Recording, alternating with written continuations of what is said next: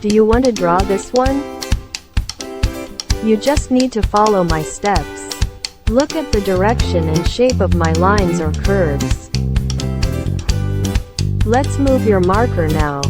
Check it out, it's very easy. Just make lines like this. We don't need complicated theory.